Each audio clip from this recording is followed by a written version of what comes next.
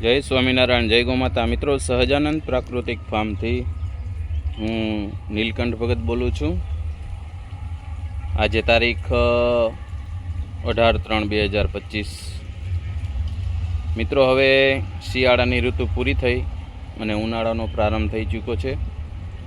એટલે શિયાળામાં જે આપણે દેશી પ્રાકૃતિક ગાય આધારિત રીતે જે રીંગણ વગેરે જે શાકભાજીઓ તૈયાર કર્યા હોય અને આખું શિયાળો આપણે ખાધા હોય, હવે એની આવતી સાલ માટે બીજની તૈયારી માટેનો સમય આવી ગયો છે. અત્યારે લગભગ રીંગણ જે શિયાળું હોય એ હવે પાકવાની પૂરી તૈયારીમાં હોય.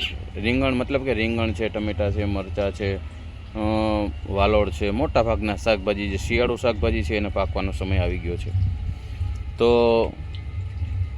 આ વિડીયોના માધ્યમથી તમને બધાને પણ એ જ મારે એક માહિતી આપવાની છે, એક ભલામણ કરવાની છે કે જેટલા પ્રાકૃતિક ખેતી કરતા હોય અથવા કિચન ગાર્ડન કરતા હોય કે નાના મોટી કોઈ પણ પ્રકારની ખેતી કરતા હોય અને પોતાના પરિવાર માટે શાકભાજીનું વાવેતર કરતા હોય, તો એમને આવી રીતે રીંગણ હોય કે અહીં તો એક્ઝામ્પલ રીંગણ છે, પણ કોઈ પણ શાકભાજી હોય, ચીભડા કાકડીથી માંડીને તમામ પ્રકારના શાકભાજી, એને પોતાની જાતે બીજ તૈયાર કરવા જોઈએ.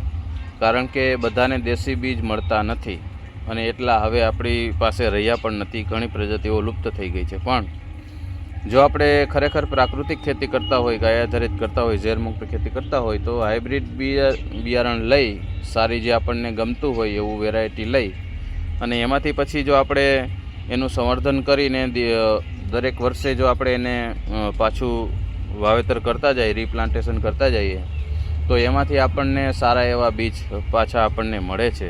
અને ઘણા નિષ્ણાંતોના પાસેથી એવું જાણવા મળ્યું છે મારા અનુભવ પ્રમાણે કે ભાઈ આપણે 3 પેઢી 3 જનરેશન સુધી જો એ બીજને આપણે વ્યવસ્થિત રીતે ઉપયોગ કરીએ તો એ પછી દેશીમાં કન્વર્ટ થઈ જાય છે, એવું મોટાભાગના અનુભવીઓનું માનવાનું છે.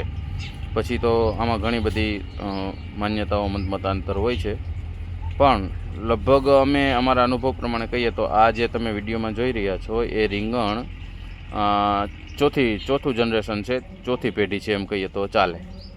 તો એની અંદર પણ ખૂબ સરસ રીંગણ આવે છે. આવા મોટા રીંગણ અમે ભડથાના રીંગણ, આ લીલા ગોટા છે, એનો ખૂબ શિયાળામાં ઉપયોગ કર્યો, બધાને મજા આવી, ખૂબ ખાધા અને ઉત્પાદન બહુ સારું થયું છે.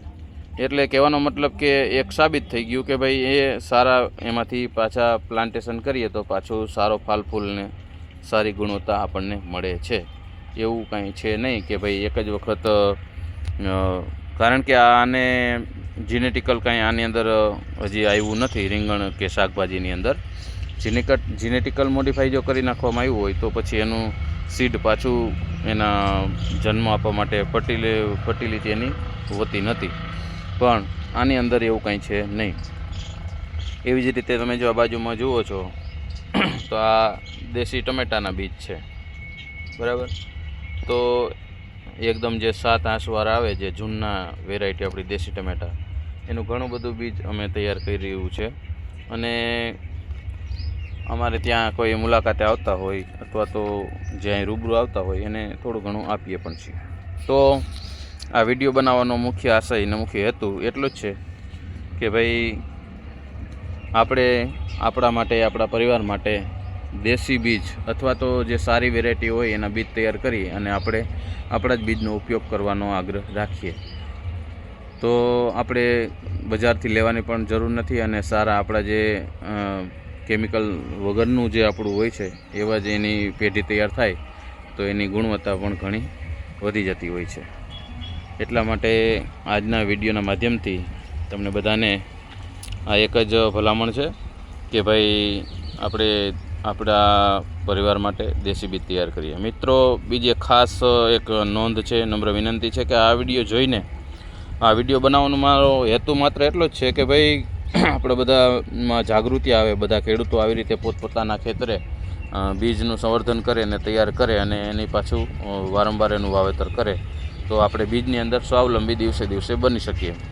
એટલે કોઈ, કારણ કે મારે ઘણા બધા પરિચિતો હોય છે જેની સંખ્યા બહુ મોટી હોય છે, એટલે આ વિડીયો જોઈને કોઈ એવો આગ્રહ ન રાખશો કે ભાઈ મને બીજ મોકલાવો કે કેવી રીતે આવશે કે ક્યાં મળશે કે એવી કોઈ કોમેન્ટ કરશો નહીં. કારણ કે આ બીજ અમે માત્ર અમારા માટે જ તૈયાર કર્યા છે અને થોડી ઘણી માત્રામાં હોય તો તમે અમારા ફાર્મની જ્યારે મુલાકાતે રૂબરૂ કોઈ આવતા હોય તો એમને થોડા અમારાથી જે થાય એટલી મદદ કરી અને હું આપું છું. પણ કોઈ એમ આગ્રહ ન રાખશો કે ભાઈ મને પોસ્ટમાં મોકલી દો, કુરિયરમાં મોકલી દો, અમે ચાર્જ આપી દઉં. ચાર્જનો કોઈ મિત્રો સવાલ નથી, પૈસાનો કોઈ સવાલ નથી. તમે બધા આપો છો, તમારો પ્રેમ પણ ઘણો બધો છે, તમારી ભાવના પણ સાચી છે, પણ હું ના પહોંચી શકું એટલા બીજ આપણી પાસે હોય નહીં ક્વોન્ટિટીની અંદર, અને લેનાર વર્ગ જાજો હોય એટલે કોઈને પેલું લાગણી કોઈની ના દુભાય. એટલા માટે આ એક નમ્ર અપીલ છે કે ભાઈ કોઈ કરશો નહીં, પણ તમે તમારા ખેતરે તમારા પરિચિત હોય એને માહિતી આપો અને આવી રીતે બીજનું આપણે તૈયાર કરીએ. અસ્તુ, ધન્યવાદ. જય સ્વામિનારાયણ, જય ગૌ માતા.